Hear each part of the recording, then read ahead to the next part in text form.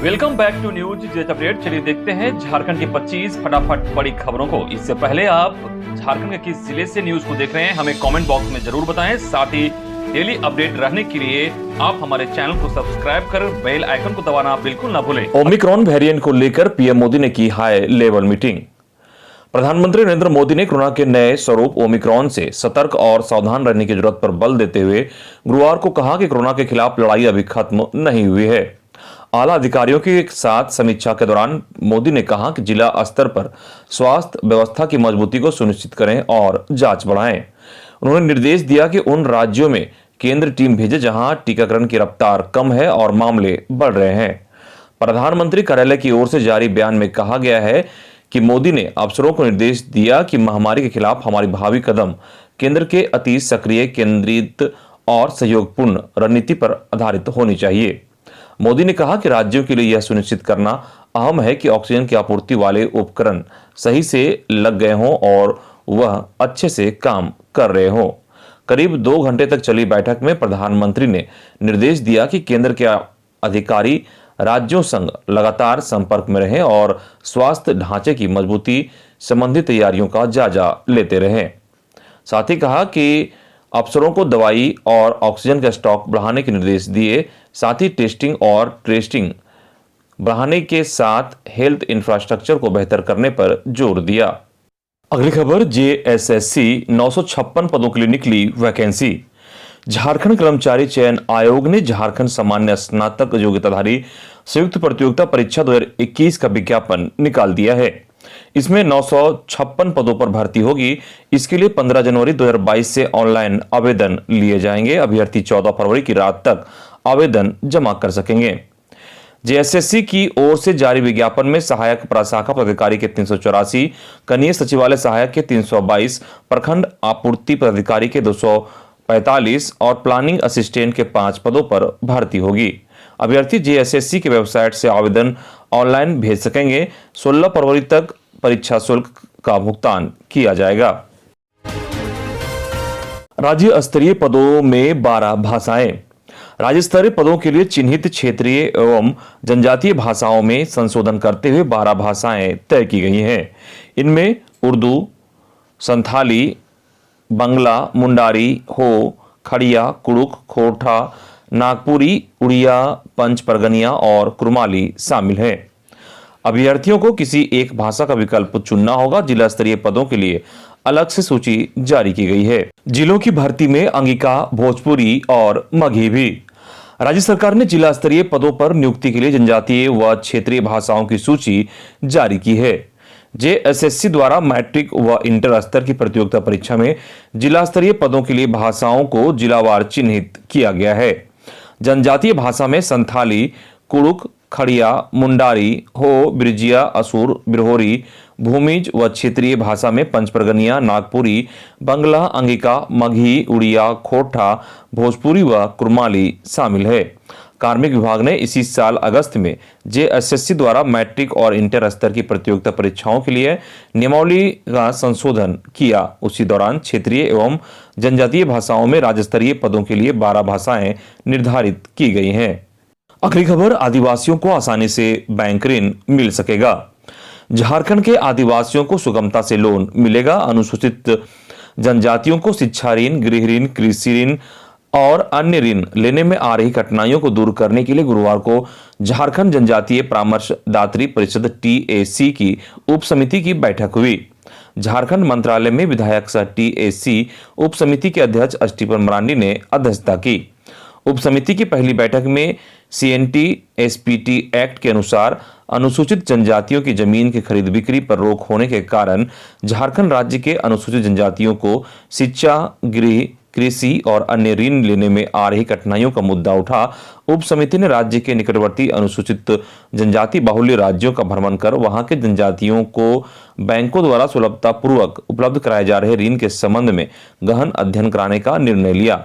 इसके लिए छत्तीसगढ़, उड़ीसा, मध्य प्रदेश और राजस्थान का भ्रमण करने का फैसला लिया गया। इस संबंध में समिति ने कल्याण विभाग के सचिव और आदिवासी कल्याण आयुक्त से अपील की कि उन राज्यों से समन्वय कर इस संबंध में विस्तृत जानकारी प्राप्त कर ली जाए।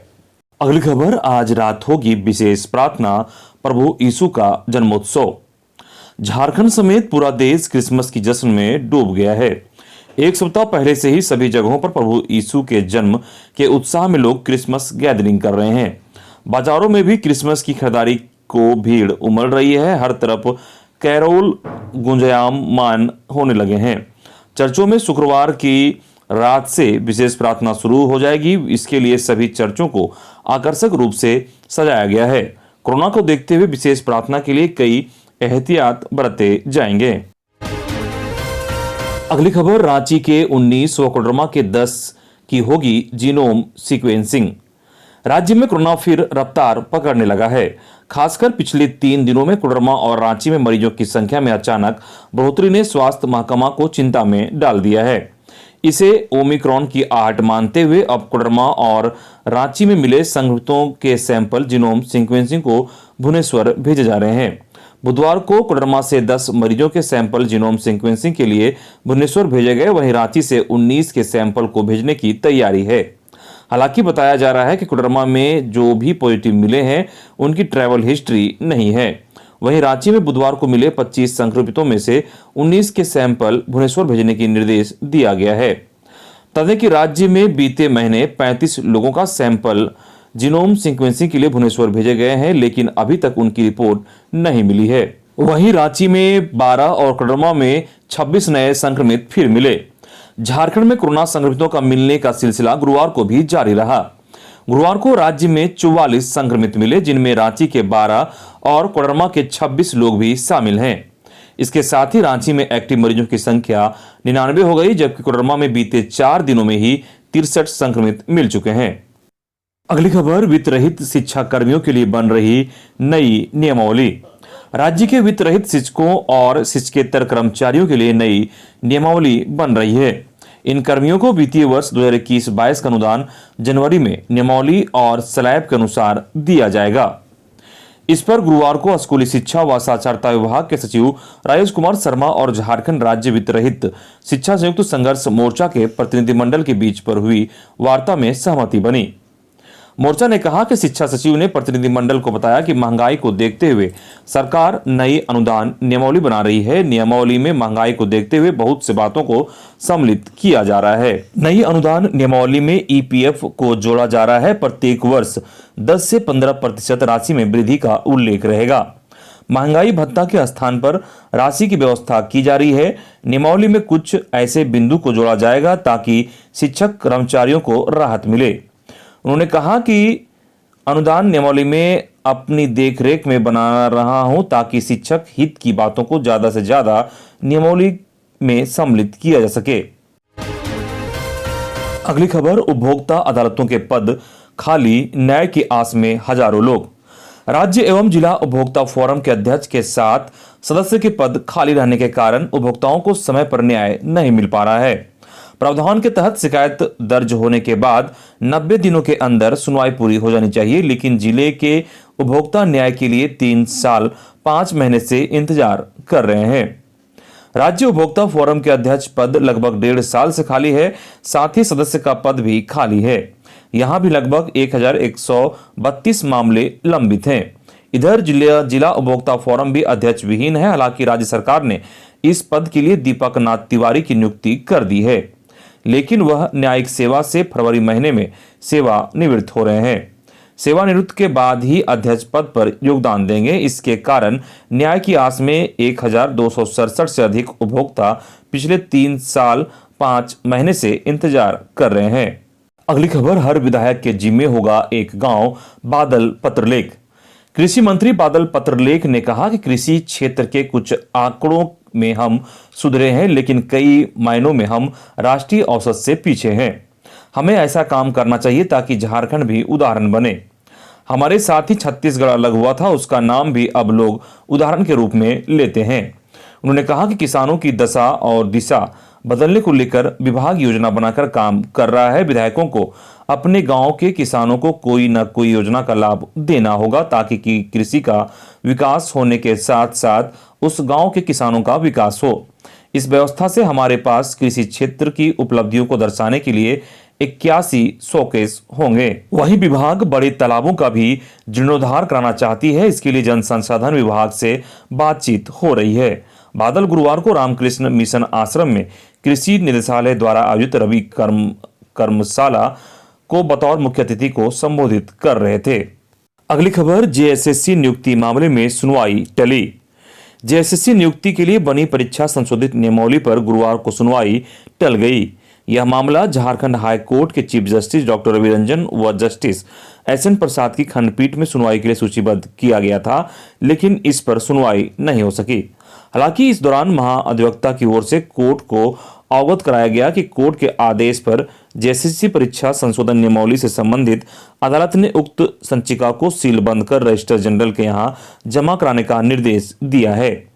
21 दिसंबर को हुई सुनवाई के दौरान राज्य सरकार की ओर से अंतरिम आवेदन दाखिल किया गया है। इसमें कहा गया है कि नियुक्ति के लिए बनी संशोधन नियमावली का अध्ययन करने के लिए राज्य सरकार ने एक कमेटी का गठन किया है, जिसने दूसरे राज्यों की नियमावली का अध्ययन कर आगे रिपोर्ट देगी। वहीं जेपीएससी से जवाब तलब।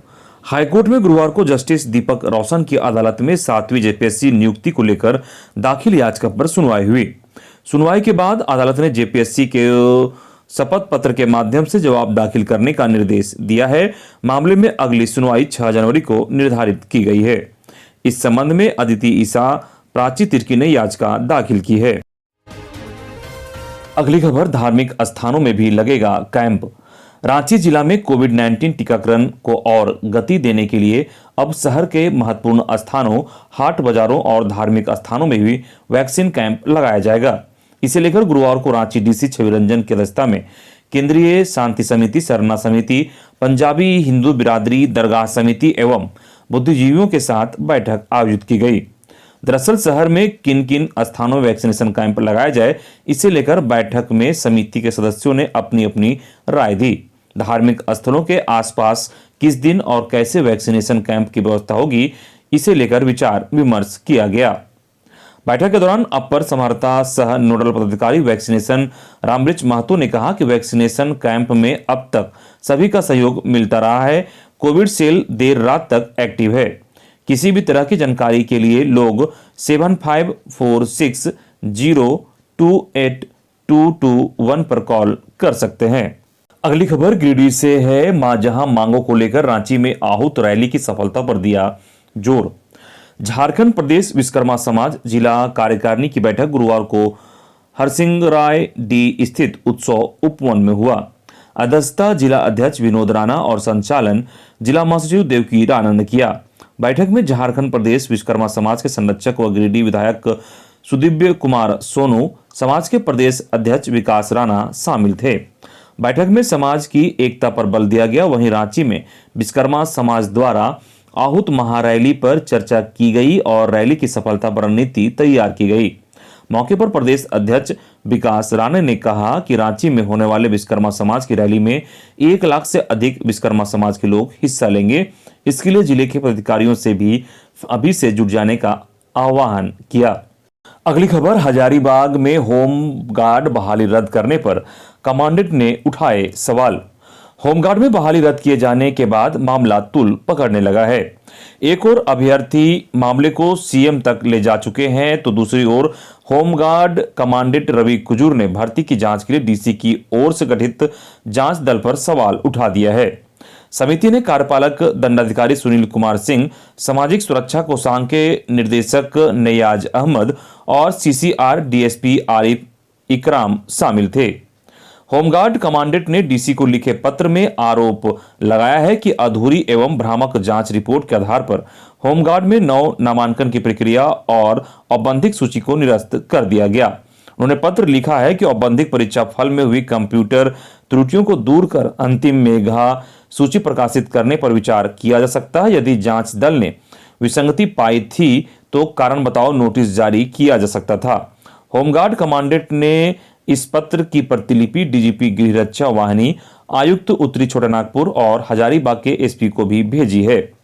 बता दें कि जिले में 2 साल बाद होमगार्ड बहाली प्रक्रिया 1268 पदों के लिए शुरू हुई थी। डीसी ने गड़बड़ी मिलने पर भर्ती प्रक्रिया की 2 बार जांच कराने के बाद उसे निरस्त कर दिया है। हजारीबाग के बरही में बिजली की अनियमित आपूर्ति और लचर व्यवस्था के खिलाफ पूर्व विधायक मनोज कुमार यादव के नेतृत्व में झारखंड बिजली वितरण निगम के कार्यालय के समक्ष धरना प्रदर्शन किया गया। प्रदर्शन के अंत में बरही चौक पर बिजली विभाग का पुतला दहन किया गया। धरना सभा को संबोधित करते हुए पूर्व विधायक मनोज कुमार यादव ने कहा कि पदाधिकारी कर्मचारी जनता के लिए न्यायपूर्ण काम करें। कहा कि बिजली विभाग गरीब जनता को परेशान करना बंद करे, न्यायपूर्ण तरीकों से पहले आओ पहले पाओ के आधार पर विद्युतीकरण और ट्रांसफार्मर उपलब्ध करवाए। शहर जैसा गांव में भी नियमित बिजली आपूर्ति करें। अगर ऐसा नहीं होता है तो जन आंदोलन होगा। अगली खबर, लोहरदगा के जंगल में लैंडमाइंस विस्फोट से एक ग्रामीण की मौत। लोहरदगा के घोर नक्सल प्रभावित पेशरार प्रखंड के सिरंगदाग थाना क्षेत्र के चपाल जंगल में माओवादियों द्वारा बिछाई गई लैंड माइंस की चपेट में आने से सुपाल तुरी नामक एक ग्रामीण की मौत हो गई। 50 वर्षीय सुपाल बांस के सामान बनाकर बाजार में बेचकर गुजारा करता था। वह जंगल से बांस लाने गया था। यह घटना बुधवार देर शाम की है। अगली खबर, दुमका में पत्नी की हत्या के बाद थाने पहुंचा आरोपी पति, कहा मुझे गिरफ्तार करो। अवैध संबंध के शक में पत्नी की हत्या और उसके बाद खुद थाने में पहुंचकर गुनाहों को कबूल करने का सनसनीखेज मामला दुमका से सामने आया है। दुमका नगर थाना में कुछ ऐसा ही मामला सामने आया है, जहां लुंगी और टी शर्ट पहना एक शख्स थाने में पहुंचकर नगर थाना प्रभारी देवव्रत पोद्दार को पत्नी की हत्या के बाद उसके शव को खदान में फेंकने की जानकारी दी। अनजान शख्स के इस कबूलनामे से पूरा थाना सख्ते में आ गया। उस शख्स को हिरासत में लेकर पूछताछ की जा रही है। दरअसल गोपीकांदर थाना क्षेत्र का एक आदिवासी युवक ने अवैध संबंध के शक में अपनी पत्नी की हत्या कर दी और खुद दुमका नगर थाना पहुंचकर पुलिस को इस वारदात की जानकारी दी। युवक संथाली भाषा में बोल रहा था, इसलिए थाना प्रभारी देवव्रत पोद्दार ने उसकी बात को समझने के लिए आदिवासी पुलिसकर्मी से जब सहायता ली तो उसने बताया कि सुबह 9 बजे पत्नी की हत्या के बाद शव को खदान में फेंक दिया है। अगली खबर, 26 दिसंबर को रामगढ़ में बीजेपी के सभी मोर्चों की संयुक्त कार्य समिति की बैठक में सभी मोर्चों के प्रदेश अध्यक्ष, पदाधिकारी और कार्य समिति सदस्य शामिल होंगे। इस बैठक में पार्टी के कार्यक्रमों और आंदोलनों में सभी मोर्चों की भागीदारी पर चर्चा होगी और नीति तैयार की जाएगी। बीजेपी के प्रदेश अध्यक्ष दीपक प्रकाश और विधायक दल के नेता बाबुल मरांडी के अलावा कई नेता मोर्चों की संगठन को मजबूत करने का मंत्र देंगे। अगली खबर, गोड्डा में आधार कार्ड बनाने के नाम पर अवैध वसूली का मामला प्रकाश में आया है। खबर के अनुसार मेहरमा प्रखंड कार्यालय परिसर स्थित बीआरसी में आधार कार्ड बनाने और त्रुटि सुधार के नाम पर 150 रुपये की अवैध वसूली का मामला प्रकाश में आने के बाद बीआरपी सह कंप्यूटर ऑपरेटर मोहम्मद अहद ने गुरुवार को अचानक आधार कार्ड बनाने का काम बंद कर दिया। वे कार्यालय भी नहीं आए। इससे विभिन्न गांवों के दर्जनों स्कूली बच्चों को निराशा होकर वापस लौटना पड़ा। बीओपी वंदना भारती ने बताया कि मोहम्मद अहद की अचानक तबीयत खराब हो जाने के कारण वे कार्यालय नहीं आ पाए। दरअसल इन दिनों सरकारी स्कूली बच्चों का बैंक में खाता खुलवाना अनिवार्य कर दिया गया है। ऐसे में प्रत्येक दिन दर्जनों की संख्या में बच्चे व अन्य लोग आधार कार्ड बनवाने के लिए बीआरसी आते हैं। यहां बीआरपी सह कंप्यूटर ऑपरेटर मोहम्मद अहद को आधार कार्ड बनाने की जिम्मेवारी सौंपी गई है। उनके खिलाफ आधार कार्ड बनाने के नाम पर अवैध वसूली की शिकायत की गई है। अगली खबर, खरीफ विपणन वर्ष 2021-22 में सरकार की ओर से निर्धारित 1 लाख क्विंटल धान खरीद का लक्ष्य हासिल करने की दिशा में जिला प्रशासन सधेक कदमों से आगे बढ़ रहा है। इसका नतीजा है कि झारखंड के 24 जिले में गोड्डा जिला किसानों के पंजीयन के मामले में 12वें स्थान पर आ गया है। यहां 9,232 किसानों का पंजीयन हो चुका है। इसमें से करीब 5,000 किसान पूर्व से पंजीकृत हैं। अगली खबर, जामताड़ा में बनाए जाएंगे 112 मॉडल विद्यालय। गुरुवार को बिदा पाथर उत्क्रमित उच्च विद्यालय परिसर में शिक्षक अभिभावक गोष्ठी का आयोजन किया गया। जिला शिक्षा पदाधिकारी अभय शंकर ने कहा कि विद्यालय में अभिभावक व शिक्षक के बीच विचारों का आदान प्रदान आवश्यक है। सभी पंचायत में एक व जिले में 112 मॉडल विद्यालय बनेंगे, जिसमें वर्ग 6 से 11 तक की पढ़ाई हो सकेगी। उन्होंने अभिभावकों से अपील की है कि बच्चों को डांट फटकार ना कर उनके कार्य की सराहना करें। निश्चित रूप से बच्चों में आत्मविश्वास बढ़ेगा और वे अपने लक्ष्य को हासिल कर सकेंगे।